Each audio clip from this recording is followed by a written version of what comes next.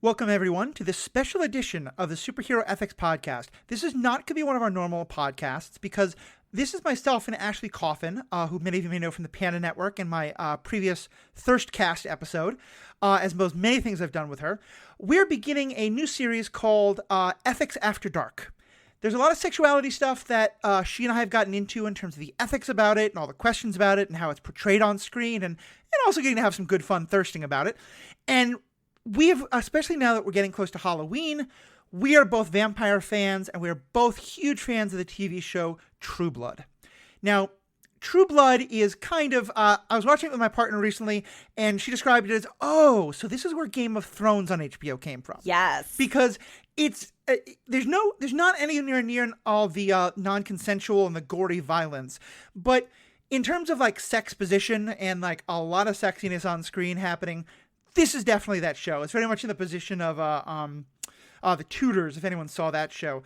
So it's a trashy romance novel It is a trashy romance novel, but one that has incredibly interesting questions about morality and ethics and family and vampires and like different understanding of what it means to be human.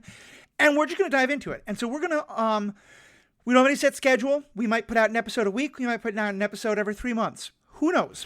But we're going to cover it with you. And if it's on HBO Max, if anyone wants to watch it, we're also going to we're going to do like 4 episodes at a time. And so we're going to do it in chunks.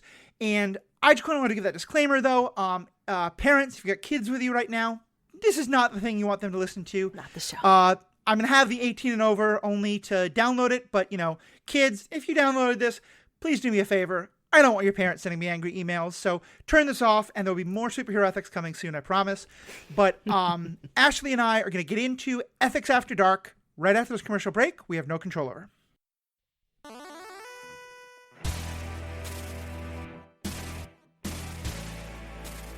Welcome back. My name is Matthew. I'm your host.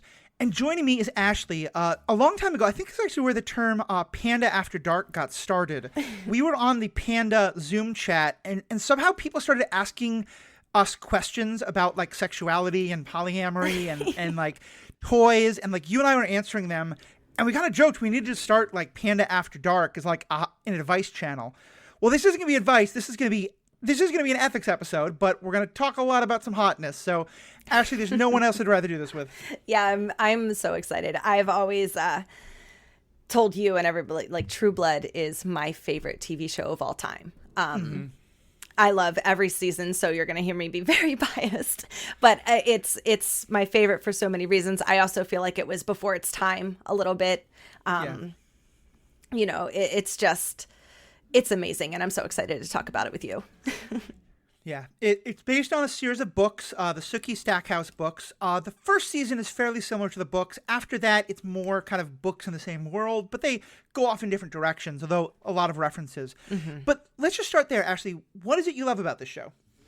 So we all know I love horror, and I love vampires, and I love all kinds of supernatural beings, and I love sexy shows, and I like drama. And this show was really everything that I love, like with a bow around it. The actors were perfectly cast. I thought the story was great. There's ups and downs, just like every show. You can tell when writers were changed or when the studio stopped giving money. But I feel like this show is one of the only ones that all the way through does feel like a complete story for the most part. And I appreciate that.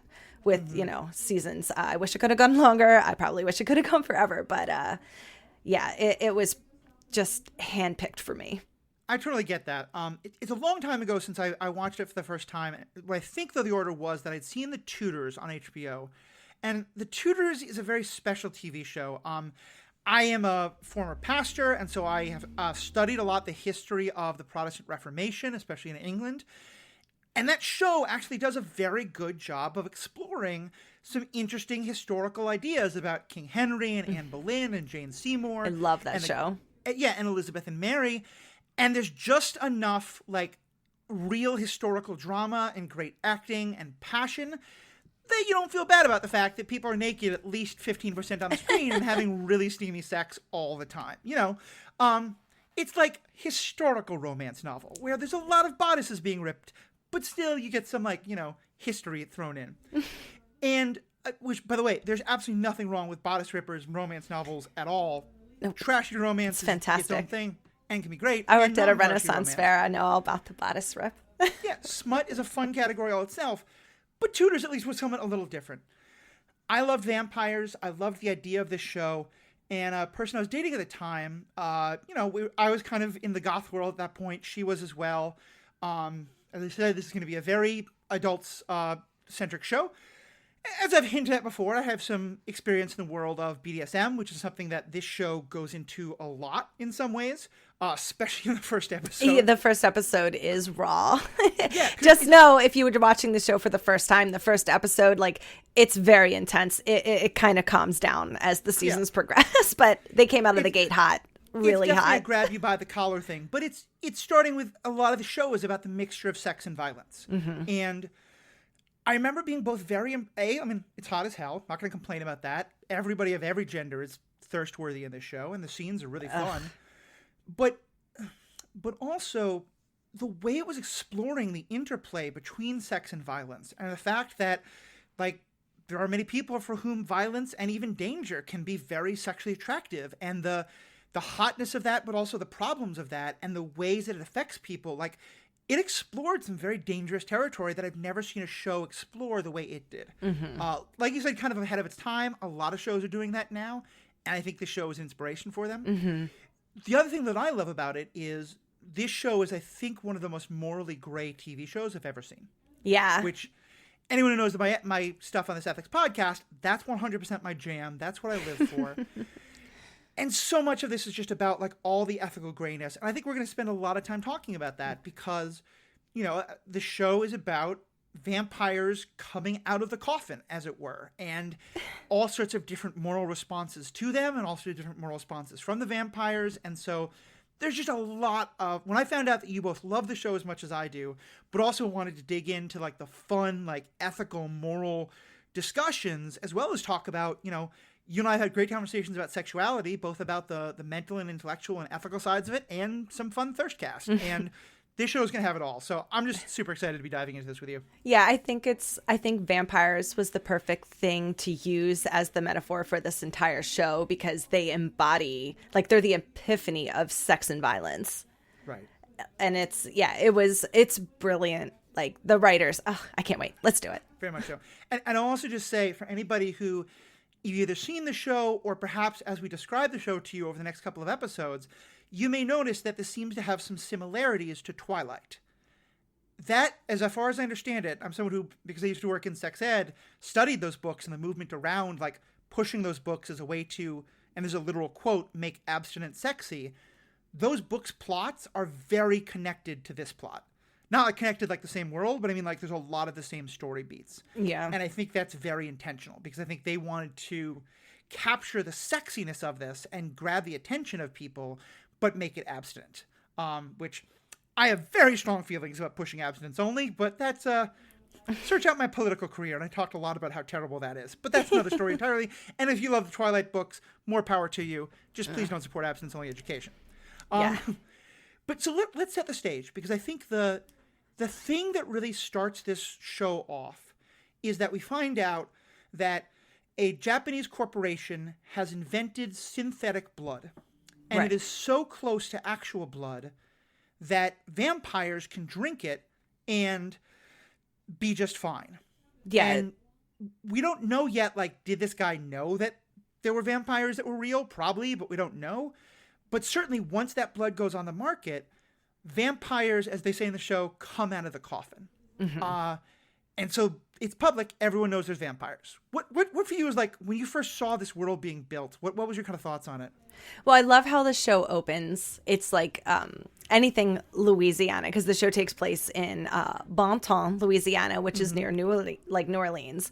So I love how it starts out and like True Blood's just being sold at 7-Elevens and stuff like that. So it's interesting to see how, like, the vampires have been maneuvering around people and it's never who you expect it to be. Yet they also seem to have a government and a spokesperson, because it quickly goes into newscasts with, like, religious communities speaking out against the vampires, and they have, like, a spokesperson for them. So it's established that they have their own sort of hierarchy pretty quickly, which is interesting because then you're like, did those vampires go to the Japanese to have them make it? Like, it's so interesting to like try to pick apart how the idea of True Blood got started. But they don't, they just jump right into the story. Like, we have no backstory. We're already in it and vampires are out of the coffin. Yeah. And you're right. We get that wonderful clip on CNN or some news channel like it in this universe where a woman who looks like any other sort of political talking head who'd go on national TV to advocate for her cause. Nan Flanagan is advocating for the Vampire Rights Amendment because there's this push and you have a church person who's like, oh, you're all of Satan, you're all devils. And she's giving this very reasonable approach of, no, we're fine. and one thing that I love about the show is that for the first half hour or so, maybe even most of the first episode, you really get this sense of vampires as victims, that vampires are one more group in America or in the world that is oppressed and feared and misunderstood. And they really set that up. And then also remind you, but also there's a lot of vampires who, as they say, don't want to come out of the closet and we're perfectly happy draining humans dry and killing them and working in the shadows. They don't want to mainstream, as they call it. Yeah, they call it mainstreaming. And so it's a wonderful way of starting of, like, I feel like if the show had just said vampires are misunderstood and they're perfectly fine, it'd be very boring. Because then it's like, okay, it's a civil rights metaphor. It's fun for an episode, but where are you going with it? Yeah. But making the vampires, these first 4 episodes, so morally complex and showing us some vampires who are just awful villains and others who are kind of all over the map is just such a great way to set it up. Yeah, I just love it.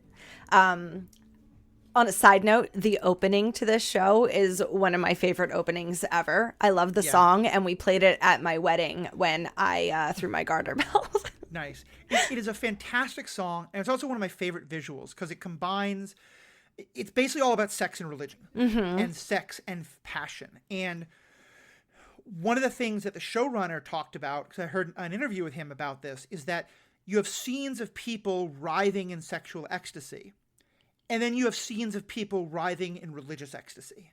Yeah. And it's really showing how similar the two are, while also doing great things like showing you a black and white videotape of young boys at a KKK rally and then cutting to like an old man rocking on his porch, reminding you that like conditioning. Yeah, this is rural, small town Louisiana. And those kids who are at Klan rallies have grown up and are still out in the world, and so that it reminds you like that the prejudice towards vampires is prejudice that's felt everywhere. It just is tying all these things together so well. Yeah, it's, the analogies that they use for the vampires for, Black Americans and gay Americans, they do it so seamlessly. Right. There's a wonderful scene in the first episode where the main heroine of the show is Sookie Stackhouse, who is Sookie Stackhouse. Sookie. The main vampire love of hers for the first couple seasons has a wonderful way of saying Sookie. Sookie. Wonderful. But she is, as far as what we know right now, is that she basically is telepathic. She has some ability to read people's minds, and it gets her into trouble all the time. So she's always trying to learn to fight it off. And she's very drawn to vampires because she can't read their minds. So it's like peaceful, and she doesn't have to, know the secret things they're thinking and have to block it all out, and she can just be herself. And I love that they present her, though, as also, she knows a lot about the world, but she's wonderfully naive. And Sookie's like that you're perfect, innocent kind of girl. But what's unfortunate, like even with her hearing everybody's thoughts, like the people around her speaking about what you were saying in like the intro, like everyone is so horrible. Yeah, she gets to meet some better people, but like in these first episodes, it's not people having good thoughts. And she's an attractive young woman, and a lot of men are thinking the things that men should never say out loud and probably shouldn't be thinking, but she can hear them as though they're out loud. And the women, you're serving, she's gorgeous. Like Anna Paquin looks gorgeous throughout this entire season. And yeah, just women being like, oh, you slut, you know, this and that, like, look at you, blah, blah, blah. And it's just, imagine being able to hear all that horrible stuff all the time. Yeah, and you can see why she's so drawn to them. And at the very beginning, she starts as a person who really is that sort of like, everybody's misunderstood, everyone's got a good story. Because when a vampire walks into their bar, Merlotte's, which is kind of one of the main locations of the entire show, owned by her friend Sam, who we'll definitely get to in a later episode, you know, everyone has all these negative thoughts, everyone's judgmental, and so she just goes up there, you know, pretty as you please, asks him who wants to drink, is kind of a little flirting with him, but also just kind of awed by it.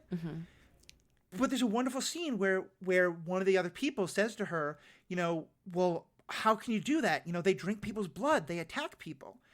And she rattles off two pretty common myths about black people and Jews, you know, as a way of showing like, hey, listen, there's these horrible stereotypes that are clearly untrue about these other groups. Why is it okay for you to think those things about vampires? What's kind of your take on that, given that, you know, we know from just having lived in the culture, but also we see in the show that some of the fears about vampires are actually correct. What do you kind of think of her perspective on all this? Naive. Because people don't know too much about vampires, and the ones that they are seeing are ones that walk in to the, you know, place you work at and look like Bill Compton. Are you kidding me? I would be so smitten. And that's the first vampire she's ever met. So of course you're going to have this one-sided view because you haven't met anybody who could cause you any danger. You've just met this guy who stepped out of a romance novel with this gorgeous accent. Yeah, so very naive. Yeah, she's incredibly naive, but I have to say I really like her journey, even in these first 4 episodes, because she does learn that it's not all like, you know, flowers and roses and sunsets the way she thought, but she still maintains this idea that I think is so important of she's going to judge the individual, not the group. And you really see her wrestling to, you know, at times she starts to romance Bill and she gets drawn into his world and meets some really awful vampires. And that freaks her out legitimately. But I think what she's very clear about, what freaks her out isn't these people exist and so Bill must be like them, but that Bill's associating with them, and so is he actually that different? And it's a subtle thing, and I like it because I feel like what they show her is she's not perfect. She does like really try to judge them as individuals, but she also then kind of judges him by association once now she thinks vampires are scary. Yeah. And it was just like kind of combining all the episodes, you know, she almost dies pretty much 2 or 3 days in a row after meeting him. So she has these, you know, she's got these feelings of like, I'm very drawn to this person, but I've never experienced, because she's a virgin. She's can't have boyfriends because of, you know, the mind reading. And it's just this little fawn out in the woods, and the first person she met was a vampire. So I couldn't even imagine going through that. Plus, if we go back to talk about some stuff in the first episode, I guess there's this, I don't know if we want to pivot yet to stuff about the blood and the drugs.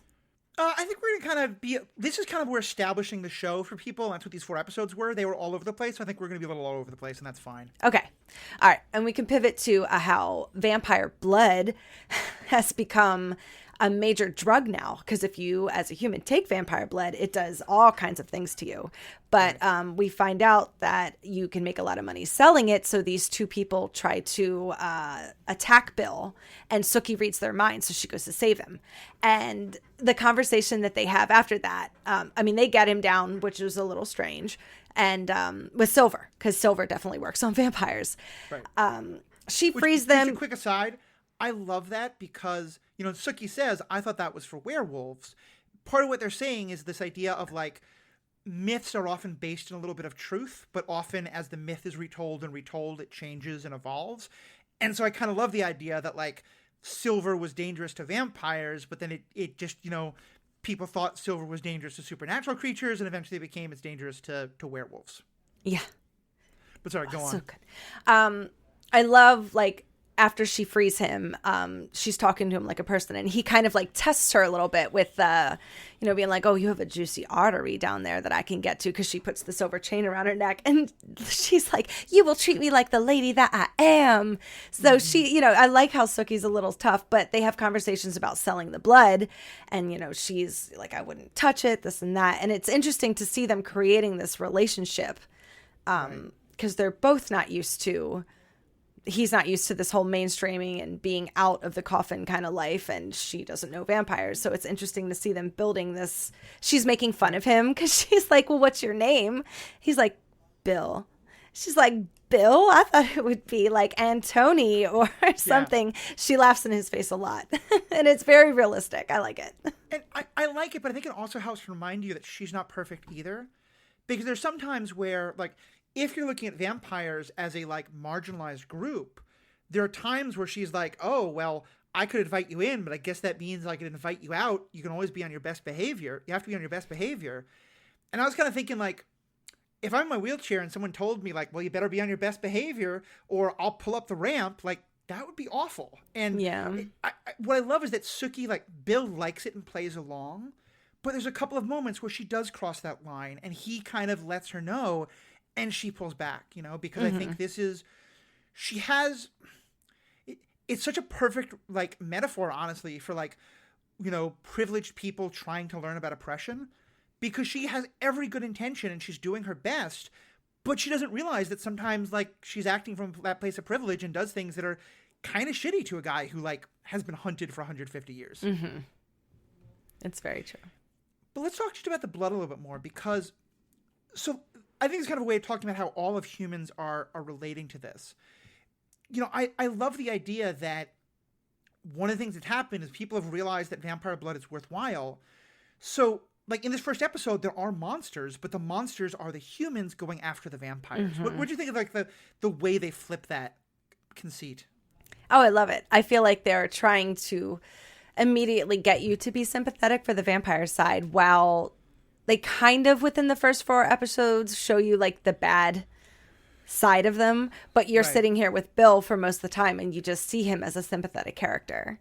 Mm-hmm. So I thought it was I just, oh God, I love it so much. I love how they immediately make you care for the vampires. Yeah, they really do. And to say they humanize Bill feels like the totally wrong word. They vampirize Bill. I don't know. But I think in some ways that's the point, is we use the word humanize because what we mean is that the more of a human a person feels like to us, the more we feel like we have to treat them with moral value.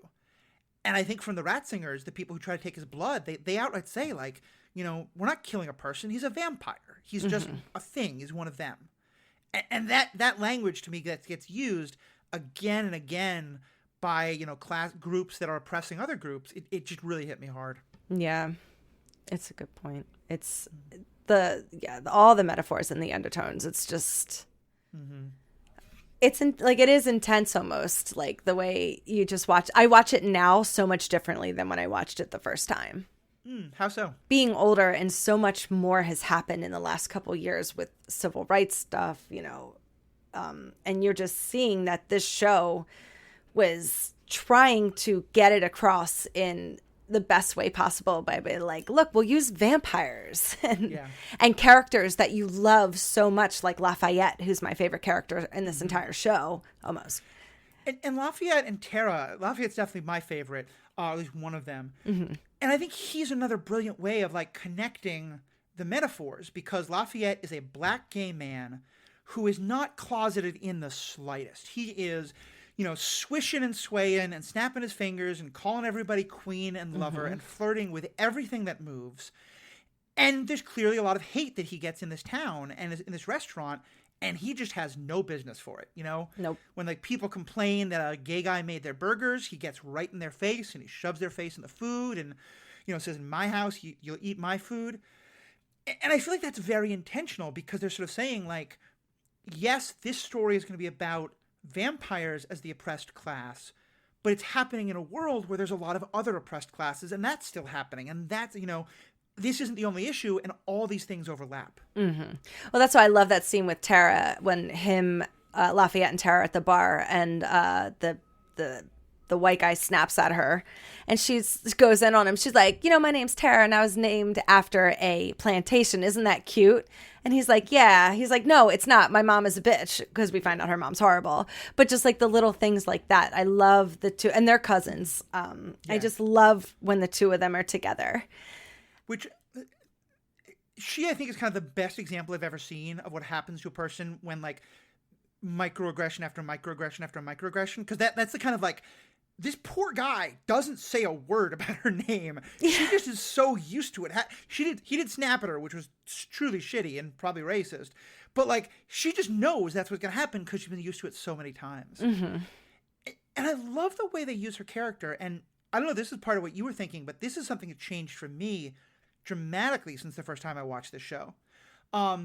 Because one of the things that we learn is that this is a small town in the South in around 2000, mm-hmm. which means that the Confederate legacy is still one that people care about quite a lot. Mm-hmm. And even Sookie's grandmother, who is presented as one of the sweetest, kindest people in the show, and is very much encouraging Sookie to give vampires a chance. She's a secretary of the descendants of the glorious dead. And she mm-hmm. talks about the War of Southern Independence and wanting... And it's funny, and Tara is outraged by this. There's a scene where she's at a meeting for that, and she sees a Confederate flag, and she mm-hmm. reacts very visibly. And we find out that Bill was a slave owner at one point, and like we're gonna learn more about his history. And that he's like, I wasn't, my dad was. Yeah. But in that first scene, he's not very apologetic about it. I think Tara's very angry about it. Well, she says it. She's like, the least he could have done was apologize. Right, acknowledge it. And I remember when I watched it, and granted, I'm a child of my parents are very much not like this, but my grandmother grew up in Texas, and she's passed away now. But, she held to the idea that, like, she was a descendant of, she would never want to be racist in any way, but she was the kind of person who was like, yeah, it is our heritage. And I hope she'd be horrified by the way they use that now, and even people who used it then, but I don't know. She might have been one of the people who's defending it, and I would have had because I think it's 20 years ago, I didn't think about it in those terms. And that's 100% on me. I should have been. But watching this show through very different eyes now, I see the Confederate flag and I have such a different reaction to it. And I hear him talking about being a slave owner mm-hmm. and I have such a different reaction to it. And that's 100% on me. Like I should have had, and I think the show is kind of wanting you to push that reaction a bit, which is just one more, because again, Bill is being presented to us as such a kind, good person. He rescues Sookie. He defends people. Well, I don't think he didn't own slaves as an adult. We don't. I think we don't. He know said, that. "I didn't, but my father did," in that scene. Mm-hmm. Right. And then when we see flashbacks in the future, I don't know. I'll have to keep an eye, but I'm pretty sure he didn't. Right. I think he did not personally, but he was part of a family that did, and he doesn't say it in a way of like, my father was terrible, but I never would. He never says like, I wouldn't have owned slaves. Mm-hmm. I don't think there's ever any way that he said, I think he does later, but for what we're in right now, he doesn't say like, slavery was awful, slavery was terrible, my father was terrible. He just says, I didn't own slaves, but my family did. Right. Which again, I think is intentional, because it's like, I think he's also someone who hasn't really thought about, he hasn't interacted with human society. He became a vampire at the very end of the Civil War. He hasn't interacted mm-hmm. with human society in 150 years. Right. Is it 300 years? Was he 300? The Civil War, he became a vampire in 1865. Okay. So I think he was like 30 when it happened. So he's probably born like 1830 or something like that. Oh, so cool. I just want to be a vampire. Live forever. Well, so let's just kind of talk about some of the other human reactions. Just to put a cap on that. So I think the point that they're doing with that, including that, is just kind of reminding you of all the other prejudice that exists in this town, but also showing you that like the way Sookie responds to the prejudice against Bill and the way Tara does, I think is very different intentionally. Because I think Tara is someone who's experienced this in a way Sookie never has. And so on some level, you kind of want her to be more sympathetic to Bill. But I think that she has that real like, no.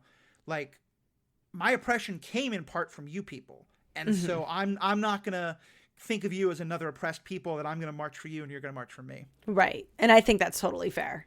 Yeah, for sure. So let's talk about some of the other ways that humans are reacting to this. We just get a little bit of it, but we do get a... let's talk about Arlene. Well, I was going to talk about the religious stuff first. Okay. Because in that opening, you drive by a church billboard that says, God hates fangs. F-A-N-G-S. Which...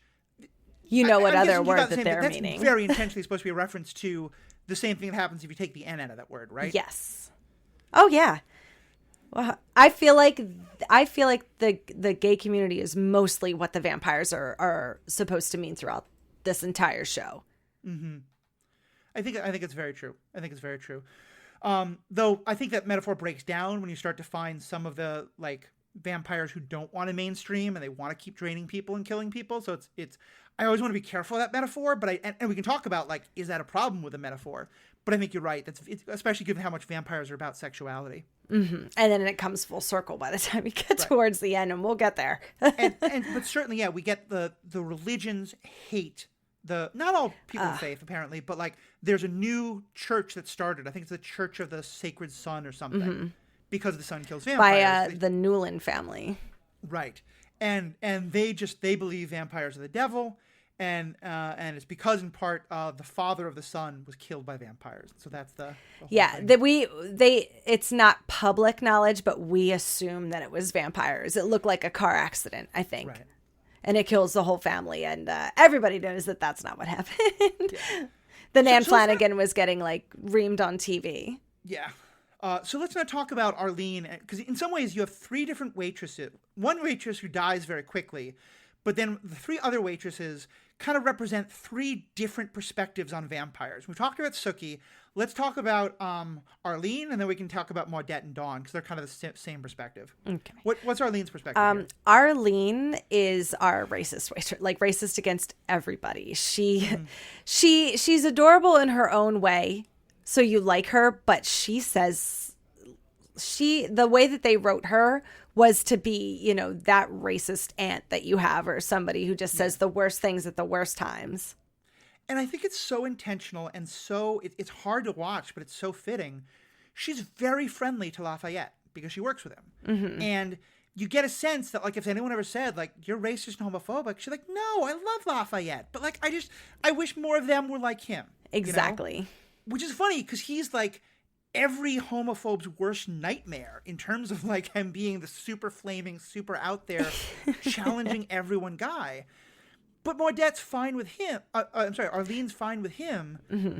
But you can tell like the things she says about him and other people in other places, she just is that person who's never challenged her own prejudices. And now she has all of them about vampires. Mm-hmm. Yeah, she... there's just like the way that this show presents her, it's just that specific person in society. And I think it's just brilliant that they can write all of that into one character. And you're like, yep, I know who that is. Right. Well, especially because, and I'm wondering if you got the same sense. One of the things people often talk about with homophobia is that often there's sometimes there's a closetedness of like the person who wishes they could act on certain feelings they have, but will never let themselves, and so they just hate anybody who does, and like they have to convince themselves those people are wrong. In the first episode, all the waitresses are kind of like joking with each other, and I forget if it's Dawn or Maudette, but one of them like says, Maudette's not a waitress. It's Dawn and Arlene and Oh, Sookie. You're right. Yeah, thank you. Maudette has the same feelings as Dawn, but she's not a waitress. Yeah, thank you. Yeah. But like Dawn jokes about like, vampires are hot. I'd have some fun with them. Mm-hmm. And Arlene is so horrified by this. And and we later find out, like, she's married to this guy who's, he's okay. But, like, I sort of get the sense from her that she's very judgmental of these young women having this sexy fun. Mm-hmm. Because she has two kids. Yeah, she can't anymore. And so she wants to tear that down so that she doesn't wish she could have it herself, which is such a thing that happens. Oh, yeah. Mm-hmm. And it's funny because her boyfriend is Renee. Right. And he's an interesting character because he seems like the only one throughout these 4 episodes who in the town has like any kind of class, which I think is really interesting. Like when a group of men at the table grab Sookie's ass after she takes their order, like he jumps in. He's like, I would want someone to take care of my sister that way. Yeah. And we haven't really seen any other characters in this town show much of any good intentions. Right. Sam definitely does some, but he's not the type to... He'll kind of quietly judge. He won't jump in the middle. Mm-hmm. Sam, I have a lot of feelings about Sam. Yeah, definitely. We should get to that. And I'll just say about Renee, he's also one more way of playing against stereotype because we know this is set in rural Louisiana, and he has the like. If anyone ever saw Cajun Man on Saturday Night Live, like the skit that was kind of making fun of the stereotype of the backwoods Louisiana person, which is, again, a kind of shitty classist stereotype. But that's like, there are people who have that accent. I think the Cajun accent's so sexy. Yeah, I mean, I think it's gorgeous. Yeah. But he has that accent. And to me, that's very intentional of the guy who speaks in the way that makes you think he's the least classy person there actually is the one to step up and be like, no. We don't handle women like that. Yeah. Oh, I love it. I love it. So let's talk about Dawn, because I think this is maybe a position you're going to have some sympathy for. What is kind of Dawn's attitude towards the vampires? Dawn just wants to have fun, and Dawn is super hot, and she knows she's hot, and she was just, experimenting, as you do, and it didn't go so well for her, but we don't exactly know why. We don't know what... Dawn is murdered. But we don't know who, what, when, where. We just know that she had relationships with a vampire from a bar called Fangtasia, which is my favorite name for a bar ever. There's a great line where, for me, as a firm believer in bad puns, I love this. Because Sookie gives Bill this look, and it's like, Fangtasia? And he responds, and the quote is, "You have to remember vampires are very old. Puns used to be the highest form of humor." And I was just like, I don't make dad jokes. I'm just old-fashioned and classy. So I love it. I love it. But yeah, what I love is that for both Dawn and even more for Maudette, who's the first person who's murdered, because 2 people wind up getting murdered by the time we've been through episode 4. And Jason Stackhouse is a prime suspect for both. He's Sookie's brother, who we'll talk about probably in a later episode. And in both, but they make very clear that the attraction was the sexuality. And like Maudette was getting paid, though. She was doing it for money. She also enjoyed it. But she definitely enjoyed it. And what they show is very much a BDSM scene. Like, she's tied up. She's helpless. She's being kind of, quote unquote, ravished by the vampire. She's recording it. She's recording it secretly because she like, says to Jason when they're having sex later, like, do you want to watch it? Because she thinks it's damn hot. And yeah. And this is kind of and Dawn has the same thing of like, she's like, yeah, it's sexy, it's fun. He bit me, it was dangerous. And what I love about Dawn is she has absolutely no shame about it. And when Jason tries to shame her, she just will not take a moment of his bullshit. She throws him out of bed in the middle of sex because... Shoots at him. Yeah, she's just like, look, this is who I am. I like hot sex. Vampires are hot. What the fuck is wrong with that? And I just loved everything about her for that moment. Yeah. I love, like, because Jason is just your classic bro, super good looking, super in shape, and just like having sex with every woman in town. And she is the only one who has the upper hand kind of in their... I mean, I guess that's not true. Maudette kind of did it too, because he's kind of dumb in the cutest way. He's a tropical fish. So hot, so dumb. He's very much the perfect definition of like the toxic masculine insecurity. Because I think what happens with both Maudette and Dawn is he's horrified these women are sleeping with vampires. And I think this is the, like, the jock who's been the king of the school. And the high school football legend. Yeah, the high school football legend in a school where everyone thinks that the high school football player is the sexiest thing in the world. And now a goth kid shows up, and all of a sudden women think that goths are sexy and he's like, not only is this person a threat, but in his mind, this person's changing the rules. And he's just so... in both cases, he feels like he needs to out-vampire the vampires. And there's a great scene with Dawn where he basically pretends to be a vampire. Oh, it's so messed up. He's pretending to sexually assault her, but she's kind of like half terrified, half into it, which is very troubling, but I think also kind of like... given where she, like... it's so hard to even talk about, but like I understand where she's coming from in the sexuality of it. But then it's revealed that he was pretending to be it, and it's because I think he is just wildly insecure about the idea of vampires, and that he feels his masculinity and his sexuality is now horribly challenged by it. And what's even more messed up about that, what he did there was Maudette had already been murdered, and he said that he had murdered himself. He was like, you left him here, I killed Jason. So you see her start to have a little bit of a breakdown, but I mean, I don't know what sex with the vampire's like, so I'm sure that gets in your head, and you could see the push and pull from her, like she was horrified yet turned on, which is such an interesting line to hang out on. Yeah, it's funny because like now compare it to Game of Thrones for a second.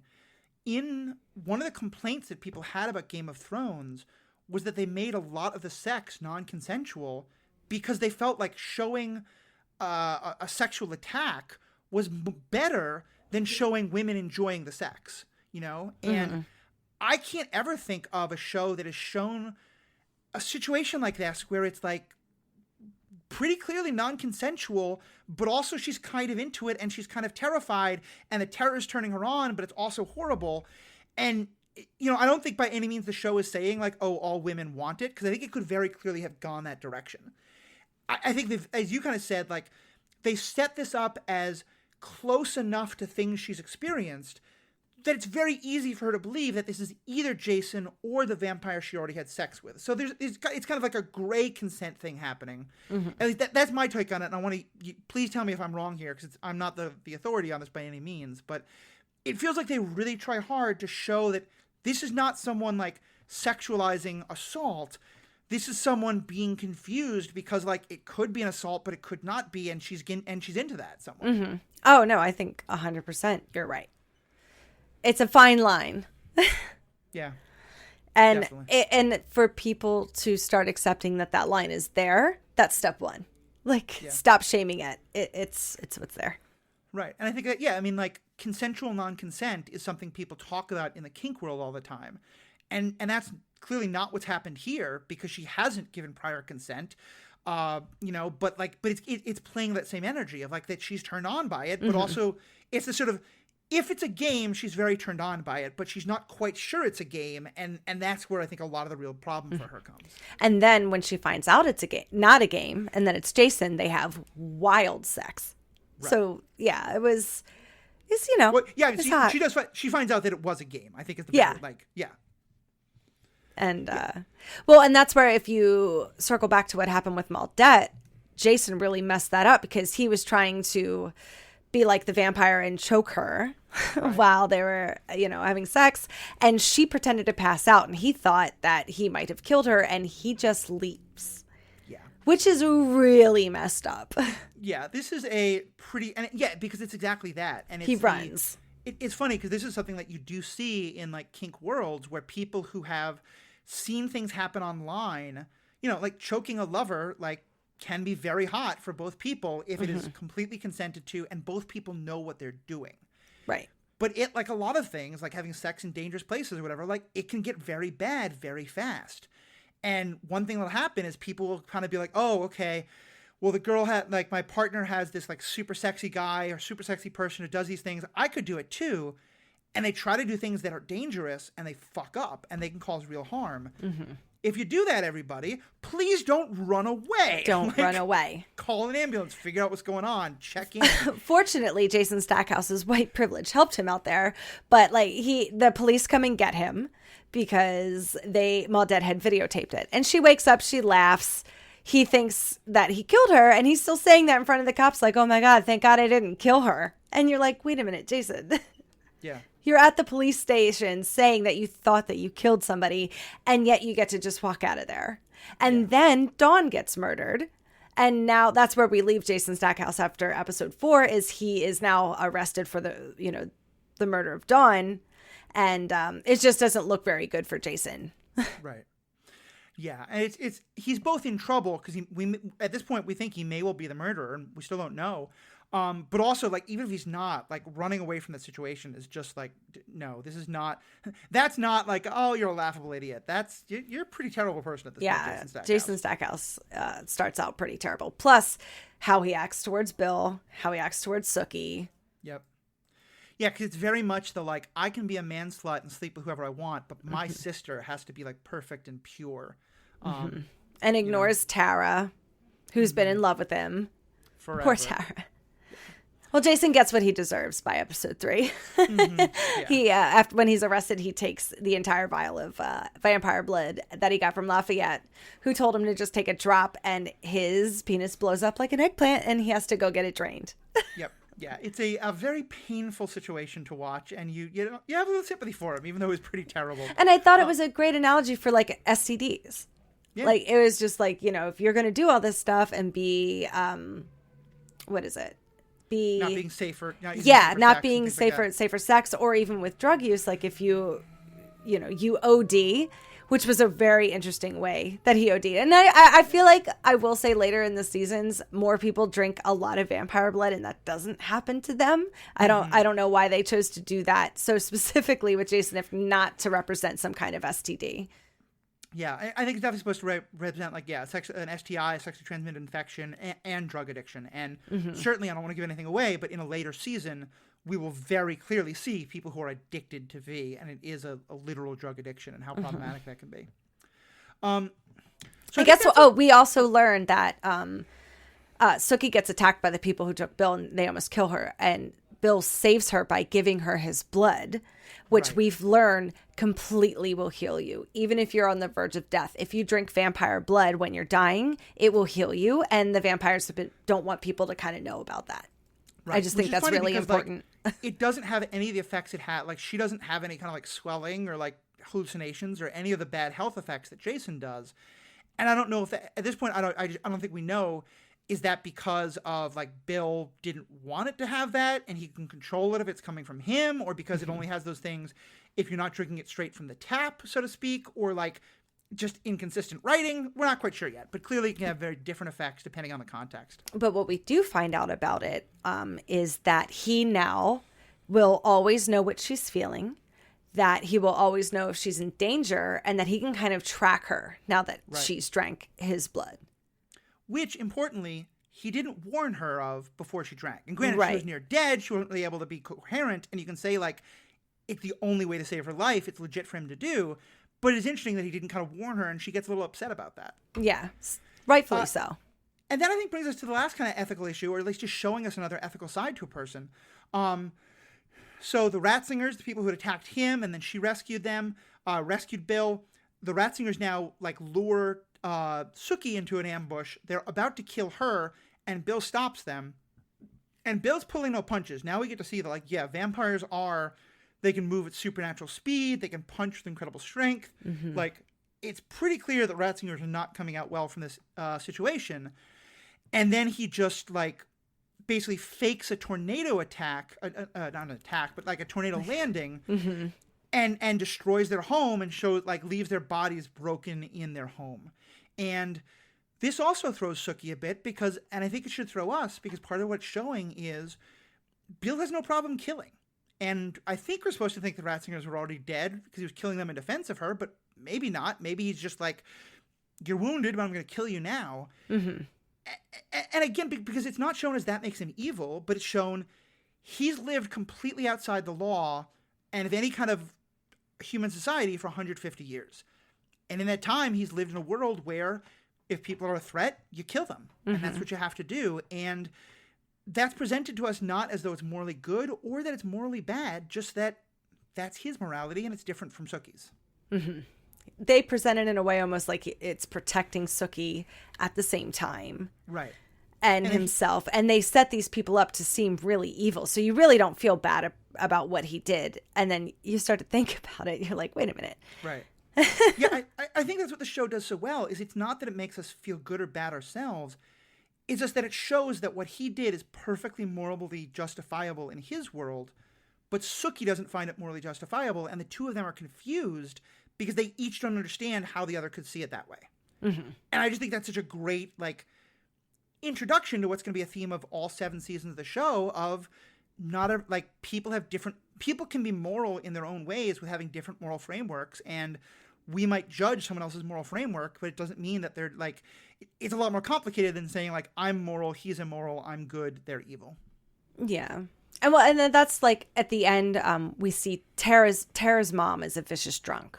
Yeah. And she's been in love with Jason, and Jason's going through this thing, and he kind of ignores her. So you would think, like, why would she be there to help? But Tara's in love, not the mother, just to be clear.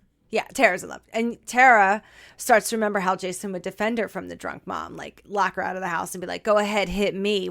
You're going to hit me like a little white boy? I dare you. Mm-hmm. And the ties, something about this show that I love so much, especially coming from a place where I come from, where I don't really have family.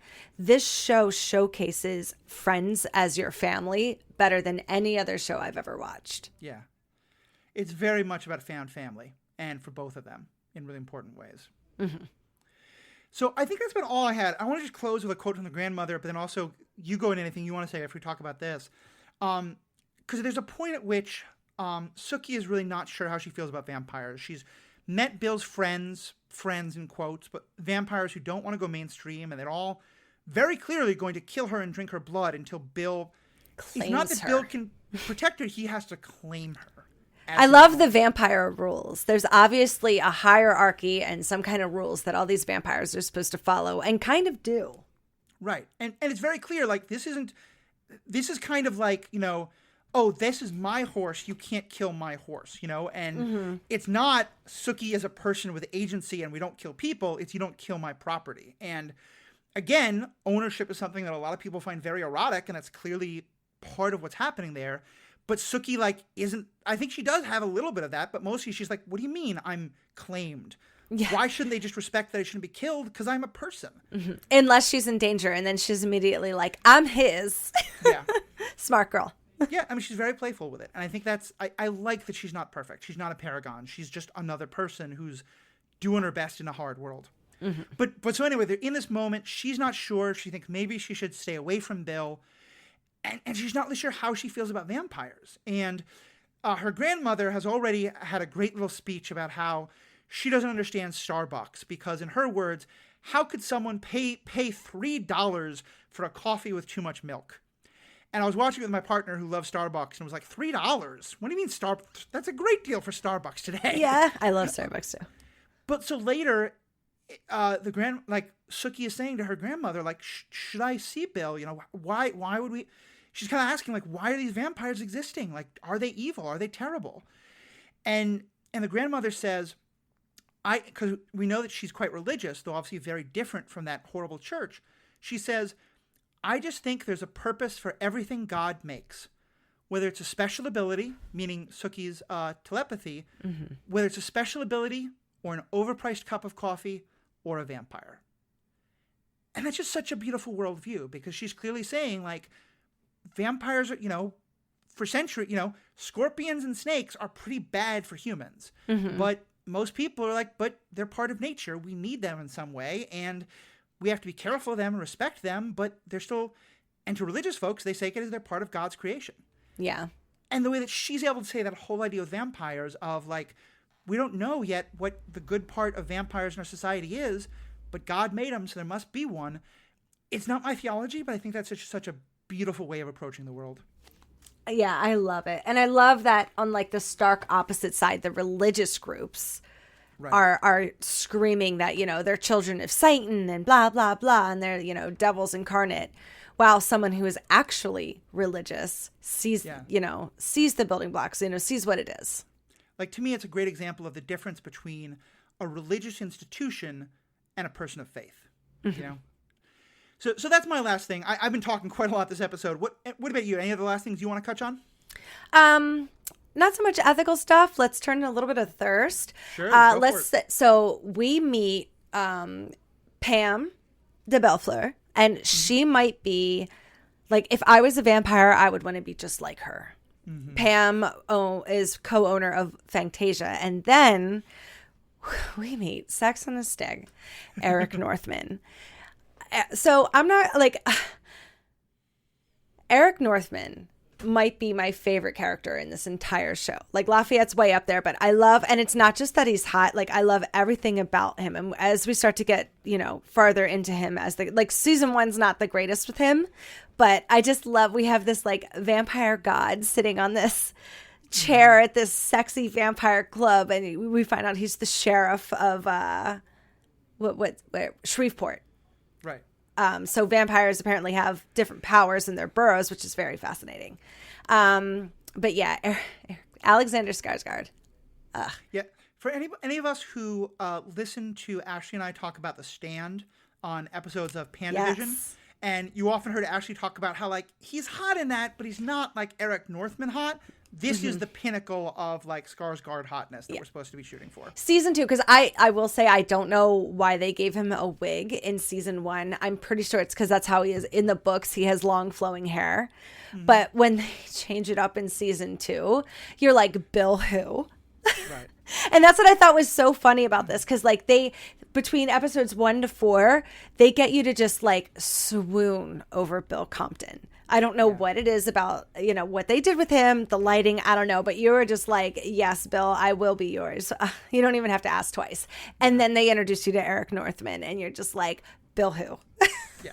And I will say, like, Team Edward, Team Jacob, again, where does this all come from? Like, Team Eric and Team Bill becomes a running thing for the fans through all 7 seasons. And I love it because they show two very different approaches. Because Bill is on some level, he hates that he's a vampire and he wants to be human. And he has learned ethical things by being with vampires, but doesn't like it.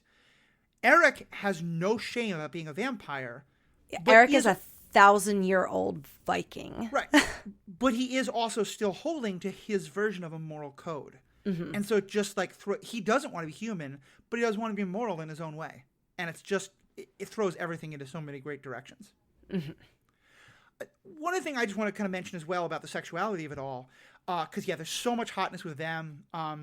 Sookie gets to have a couple of like very erotic dreams, which again, like today we're more of, but 20 years ago, showing a woman in lust quite that way. And like there's a scene of her like dreaming with her hand in her pants, like we're clearly like showing what she's doing. That was pretty rare. And I love that, like, even for her, like, who's presented as this pure innocent who has thirst and gets horny and gets herself off. And I love that. Me too. Until the cat was looking. It's like, damn you, cat, get out of here. The one last thing I would say about that also, I'm so glad you brought this up because, that's another great thing to get into. Because, again, I think it's part of this whole, like, sexuality and all, gender and all of this. The vampires clearly, like, lust for humans, and they lust for blood, but they also lust for sex. But as far as we can tell, it knows absolutely no gender bounds. The vampires, they don't care. They love it all. Which I think makes sense, yeah. Yeah, like, if you're no longer caring about, like, if now the part on a person's body you care most about isn't what's between their legs, it's their throat. Like, or if it's between their legs, it's their femoral artery. Like, where their dangly bits are doesn't matter to you as much. Not to and to be very clear, like, biology does not define gender at all, but like I think it's also it's in terms of like the bodies they're attracted to, but also in terms of like when you've lived that long, like petty human concepts like homophobia just don't really make sense anymore. Which I just love the way they present that. Yeah, I love the show. All right, so I think that's where I'm ready to wrap up. Any last things for you? No, not too much. It's so much, so I can't even like. I mean, we could have done a full episode on every episode of the show, but then we would be doing this for the next 10 years. Forever, we're both part of so many other podcasts. We just don't have the chance to do this. But thank you so much, Ashley. Tell a little bit about some of the other stuff you're doing right now.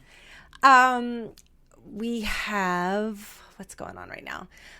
Trivia every Wednesdays on Twitch, strandedpandas.tv. Pretty sure. And then we have MCU Cast on Monday with feedback and reviews. Right now we're talking about What If, Shang-Chi, and the Spider-Man trailers. A lot of stuff going on over there. And that's about it. Awesome. Yeah, definitely check all that out. Ashley, I so love when you're on podcasts, especially podcast with me, but even like when I'm not on it, you bring such great perspective. I can't wait to hear you talk about like Top Gun and some of the things you're going to be doing soon. Oh, thanks. And for myself, of course, folks, if you can always check out all the other stuff we do here on Superhero Ethics, as well as my other podcast, my other podcast, the Superhero Ethics Podcast. Oh, no, sorry, that's one I just talked about. My other podcast is the Star Wars Universe Podcast. I'm recording this on Yom Kippur. It's almost sundown. I've been fasting for 24 hours, so forgive me that I'm a little lightheaded.